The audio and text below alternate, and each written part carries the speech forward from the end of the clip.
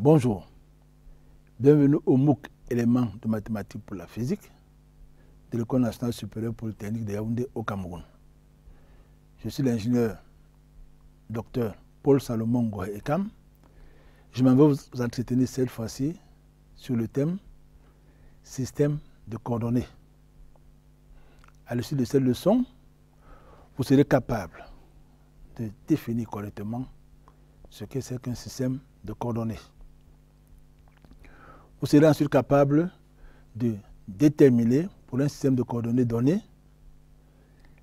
la base orthonormée directe associée. Enfin, vous devez être capable de déterminer les éléments caractéristiques d'un système de coordonnées quelconque. Pour ce faire, nous allons donc, lors de cet exposé, définir ce que c'est qu'un système de coordonnées, parler ensuite de la base orthonormée directe associée à un système de coordonnées, et enfin, définir les éléments caractéristiques d'un système de coordonnées. Un système de coordonnées est constitué par tous les paramètres géométriques permettant de repérer un point dans un espace affine donné.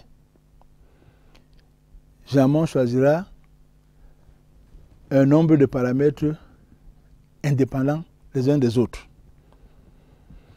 Et s'il en est ainsi, il va sans dire que le système de coordonnées à choisir pour un problème donné dépendra de la géométrie de ce problème. Après la définition d'un système de coordonnées, parlons de la base orthonormée directe associée à un système de coordonnées. Pourquoi une définition? Parce qu'en réalité, nous avons vu que l'espace affine existe grâce à l'espace virtuel auquel il est associé. Donc, si le système de coordonnées permet de donner les paramètres qui aident à repérer un point d'un élément de l'espace affine, la suite des opérations ne peut être effectuée qu'à l'aide des vecteurs. Donc, à partir d'un système de coordonnées, on a besoin d'avoir une base orthonormée directe associée à ce système.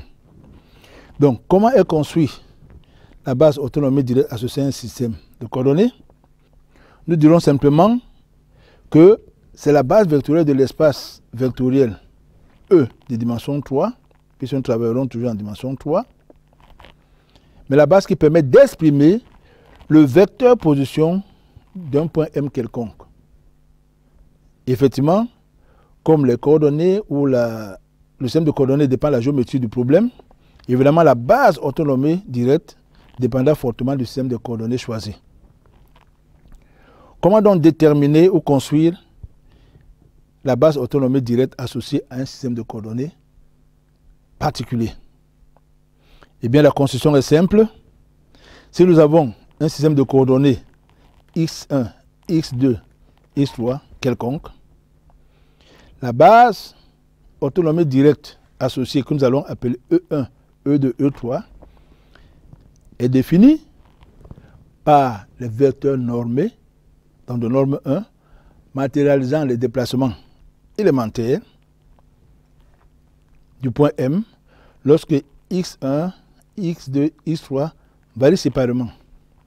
Donc, le vecteur de base E1 va décrire le déplacement élémentaire du point M lorsque x1 est la seule coordonnée qui varie. Le vecteur de base E2 qui est normé sera orienté dirigé dans le déplacement de M lorsque x2 est la seule variable et le vecteur de base E3 sera orienté dans la direction du déplacement élémentaire de M lorsque x3 est la seule variable. Très bien. Un système donc de coordonnées quelconque, l'étude en mécanique et en physique de manière générale dépend de certains éléments caractéristiques. Parmi ces éléments caractéristiques, nous parlerons des éléments de longueur différentielle du système de coordonnées. Nous parlerons aussi du volume élémentaire lorsqu'un système de coordonnées est choisi. Et enfin, comme élément caractéristique, nous parlerons des facteurs d'échelle.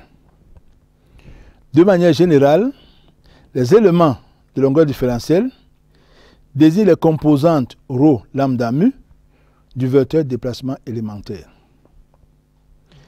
Si pour le système de coordonnées, le vecteur de déplacement élémentaire est de la forme L1, variation élémentaire de la première coordonnée portée par le vecteur E1, L2, variation élémentaire de la deuxième coordonnée portée par le vecteur E2, et L3, variation élémentaire de la troisième coordonnée portée par le vecteur E3. Cela va sans dire que les composants de ce vecteur sont ρ égale à L1D, lambda égale à L2D et mu égale à L3DX3. Donc ρ égale à L1DX1, lambda égale à L2DX2 et mu égale à L3DX3. On appellera volume élémentaire le produit des trois éléments de longueur différentielle. Donc ce sera le produit ρ lambda mu qui est encore égal à L1, L2, L3, dx1, dx2, dx3. Enfin, troisième élément caractéristique, c'est le facteur d'échelle. Donc lorsque le vecteur élémentaire est écrit sous cette forme, on désigne par facteur d'échelle le coefficient L1, L2 et L3. Donc voici, pour un système de coordonnées quelconque, les éléments caractéristiques. Nous allons prendre un système de coordonnées particulier auquel les apprenants sont certainement habitués pour illustrer les différentes leçons que nous venons de voir. Et le système de coordonnées très particulier que nous prenons dans ce cas, c'est le système de coordonnées cartésiennes qui sont l'abscisse X, l'ordonnée Y et la côte Z. D'abord, la détermination de la base orthonormée directe. Elle sera constituée des vecteurs EX, EY, EZ. Et comme nous l'avons vu, EX sera le déplacement élémentaire de M lorsque X sera la seule variable du système parmi les coordonnées. EY sera le déplacement élémentaire de M lorsque Y sera la seule variable. Et EZ, mêmement le déplacement de M lorsque Z sera la seule variable. Dans un schéma comme celui-ci, on reconnaît sur le point M est là. Pour un déplacement élémentaire de X, on a M1 ici, donc nous avons le vecteur EX. Pour un déplacement élémentaire selon Y, nous avons ici le vecteur EY. Un déplacement selon Z, nous avons le vecteur EZ qui est là. Très bien, à côté de ces bases orthonormées directes associées aux coordonnées cartésiennes, nous allons définir le déplacement élémentaire ou alors en donner une expression. Donc, si nous voulons quitter du point M vers un point M' quelconque, mais assez proche de M, nous pouvons donc passer de M à M1, puis de M1 à M2, de M2 à M3, puis de M3 à M'.